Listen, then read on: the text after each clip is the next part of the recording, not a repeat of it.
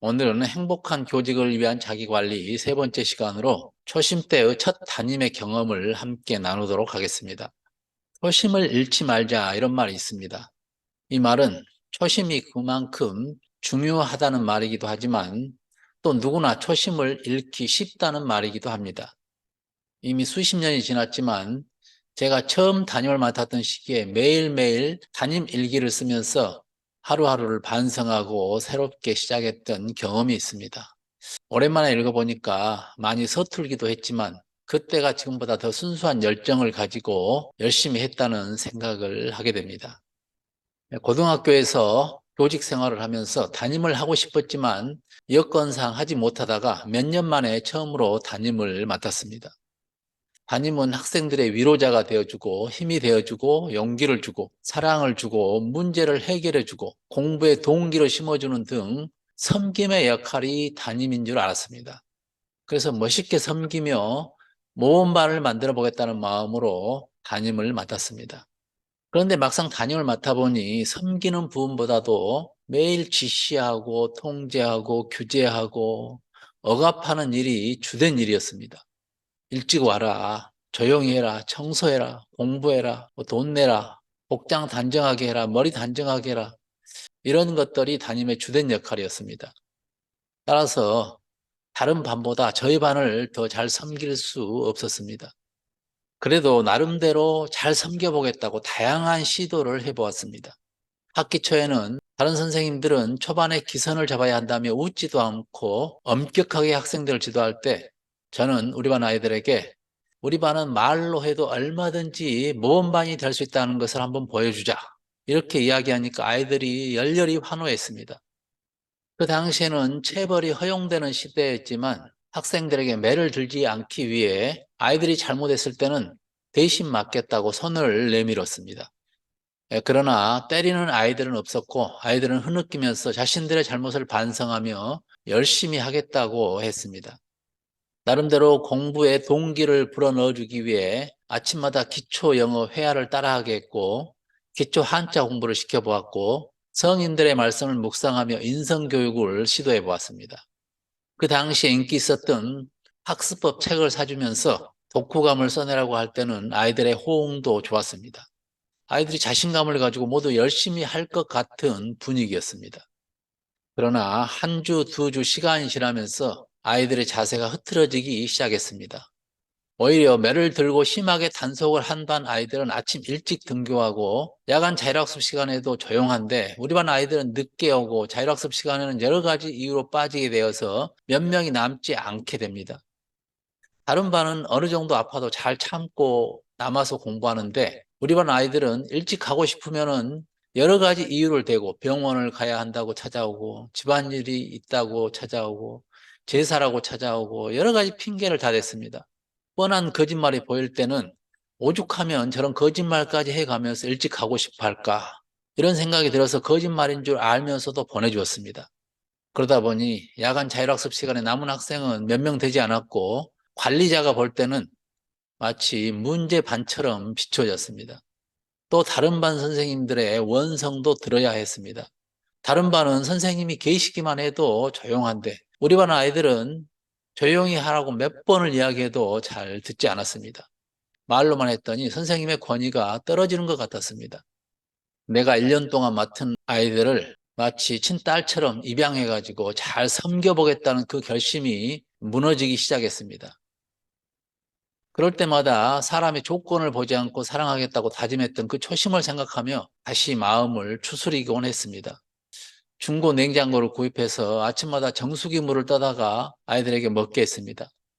저녁을 먹지 못하는 아이들이 밤 늦게까지 공부하는 것이 안타까워서 초코파이나 사탕을 주면서 허기를 채우게 했습니다. 그러나 이런 선생님의 마음을 아는지 모르는지 아이들은 물만 먹고 컵은 아무데나 굴러다니고 선생님이 회수해 놓으면 다시 굴러다니고 어느 누구 하나 컵을 챙기거나 씻어 놓은 아이가 없었습니다. 그럴 때마다 더 잘 섬기고 싶은 마음이 사라져가는 자신을 보면서 때로는 서글펐습니다. 갈수록 아이들을 지도하는 데 많은 어려움이 있었습니다. 과연 매를 들지 않는 것이 사랑일까 의구심이 들었습니다. 그러나 매를 들지 않겠다고 약속했기 때문에 생각을 바꿨습니다. 앞으로는 너희들이 잘못했을 때 내가 대신 맞겠다고 했지만 너희들이 나를 때리지 않으니까 앞으로 나와 함께 벌을 받자. 나와 같이 오리걸음으로 경사진 곳으로 올라가는 거다. 그래서 지나가는 아이들과 함께 매일 오리걸음을 걸었지만 너무 힘들어서 중도에 포기하고 말았습니다. 지각이 잦은 아이와 상담을 해보니 일찍 와야 한다는 것은 알지만 일어나지지가 않는다는 것입니다. 마음과 행동이 따로 논다고 말합니다.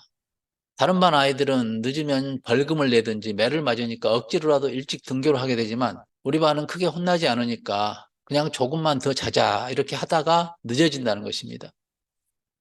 이렇게 의지가 약한 아이들 내가 그냥 봐주면서 오히려 아이들을 망치고 있지는 않나 하는 생각이 들기도 했습니다. 여전히 늦게 등교하고 청소도 자율적으로 하지 않고 보충 수업 시간에는 도망치는 등 그들의 잘못된 습관을 고치기가 어려웠습니다. 이러다가 아이들을 버리겠다는 생각이 많이 들었습니다. 그러던 중 몇 명의 아이들이 한꺼번에 보충 수업을 빼먹고 도망을 쳤습니다. 이대로 두면 정말 걷잡을 수 없이 흐트러질 것 같았습니다. 아이들을 모아놓고 이번에는 잘못된 습관을 단단히 고쳐놓아야겠다 이런 생각을 하고 강당에 모이게 했습니다. 모이기는 했지만 내려도 안 되고 벌러도 안 되고 어떻게 할까 아무리 생각해도 묘안이 떠오르지 않았습니다. 한참을 생각하다가 그래 내가 잘못 가르쳤으니 내가 벌을 받아야지 이런 생각이 들었습니다. 학생들 앞에서 벌을 받는다는 건 쉽지 않겠지만 그 방법밖에 없는 것 같아서 결심을 하고 학생들 앞으로 다가갔습니다. 여러분을 모범반으로 만들겠다고 했으나 지금은 문제반으로 낙인 찍혔습니다. 담임인 제가 여러분을 잘못 가르친 것 때문입니다. 여러분은 잘못이 없습니다. 제가 잘못 지도했으니 제가 벌을 받겠습니다. 학생들을 그 자리에 앉혀놓고 그 앞에 의자를 들고 무릎을 꿇었습니다. 학생들은 놀라는 눈치였지만 조용했습니다. 한참을 의자를 들고 있었으나 조용히 아이들은 앉아만 있었습니다. 팔이 너무 아팠지만 스스로 벌을 받겠다고 했으니 요령을 피울 수도 없었습니다. 아이들이 여기저기서 흐느끼는 소리가 났지만 누구 하나 잘못했다고 비는 아이는 없었습니다. 너무 힘들어 군대 생활을 하면서 기합받던 그 기억을 떠오르면서 참고 또 참았습니다. 그때 반장이 나섰습니다. 선생님, 저희들이 잘못했습니다. 용서해 주시고 의자 내려주세요. 아니다. 너희들은 잘못한 것이 없다. 내가 잘못했으니 내가 벌을 받아야 한다. 물론 내리고 싶었지만 객기를 부렸습니다. 그러자 반장은 의자를 빼앗아가 버렸습니다. 마지못해 빼앗기고 일어나는 척하면서 흐느끼는 아이들에게 잘못했다고 말했습니다. 제가 여러분을 잘못 지도해서 여러분을 망쳤으니 여러분이 용서해 준다면 벌을 그만 받겠습니다. 아이들은 잘못이 자기들에게 있다며 앞으로 잘하겠다고 했습니다. 아닙니다. 제가 계속 반성할 테니 여러분들은 반성하지 말고 앞으로 어떻게 할 것인지 각오만 새롭게 해주세요. 그리고 그 각오를 각자 써서 제출하는 것으로 시간을 마무리했습니다. 아이들이 써온 각오를 읽으면서 이제는 아이들이 달라지겠구나, 정말 열심히 하겠구나 하는 많은 기대를 했습니다. 그동안 나름대로 잘해줬지만은 잘해주는 것조차도 모르는 아이들로만 생각했습니다. 아이들이 청소를 하지 않을 때는 제가 청소를 합니다. 담임이 청소하는 모습을 지켜보면서도 당연한 듯 쳐다만 보는 아이들, 아니 오히려 선생님 여기에도 쓰레기 있어요 이렇게 말하는 아이들도 있었습니다. 아침마다 정수기에 물을 떠다 놨다가 아이들이 그냥 아무렇게나 컵을 놔두는 모습을 보면서 화가 나서 물을 떠오지 않을 때도 있었습니다. 이럴 때는 아이들이 어김없이 선생님 오늘은 왜 물 안 떠와요 이렇게 말하는 아이들이었습니다. 그런데 아이들이 써온 그 각오를 읽으면서 아이들이 선생님에 대한 고마움을 다 알고 있다는 것을 알았습니다. 열심히 해야겠다는 마음도 있다는 것을 알았습니다. 알고는 있는데 의지가 약한 아이들이라 몸이 따라주지 않았습니다. 머리로는 아는데 실천을 하지 못하는 아이들이 많았습니다. 이 일이 있은 후 아이들은 완전히 변화되진 않았지만 많이 달라진 모습을 보였습니다. 도망가는 아이들은 없었고 물론 지각하는 아이들이 있었지만 일찍 등교하려고 열심히 노력하는 모습이 보였습니다. 꼴찌만 하는 아이들이 과목별로 좋은 등수를 받기도 했습니다. 시간이 지나면서 조금씩 흐트러지기는 했지만 그렇게 화를 낼 정도는 아니었습니다. 그렇게 실망할 정도는 아니었습니다. 학년을 마치고 겨울 방학이 시작되는 날에는 반 아이들이 케이크와 선물을 준비해서 파티를 열어서 저를 감동시켰습니다. 전체 각자 아이들이 편지를 써서 그동안 선생님의 사랑을 잊지 못할 것이라며 가장 잊지 못할 1년을 보냈다고, 그래서 나중에 성공하면 꼭 찾아뵙겠다고 편지를 전해줄 때 눈물이 핑 돌았습니다.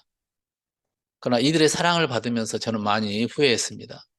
좀 더 잘해줄 수 있었는데 그냥 아이들을 있는 그대로 수용하고 존중하고 사랑했으면 좋았을 텐데, 제가 너무 큰 기대를 가지고 아이들을 대한 것이 아이들에게 더 잘해주지 못한 것임을 알았습니다. 진정한 섬김은 기대하지 않고 있는 그대로 섬기는 것인데, 내가 그런 모습으로 섬겼다면 저들이 더 많이 변했을 텐데, 이런 생각을 하게 되었습니다. 그런데 이런 모습이 아이들에게 반드시 좋은 것만은 아니라는 것을 알게 되었습니다. 진급을 하고 다른 분위기, 다른 선생님을 만나니까 더 힘들어하면서 견디지 못한 아이들이 생겨나는 것을 보았습니다. 어느 것이 정답인지 모르겠지만 아무튼 초심을 잃지 않고 열심히 했던 지난날의 첫 담임의 경험을 함께 나누어 보았습니다. 다음 시간에 또 뵙겠습니다.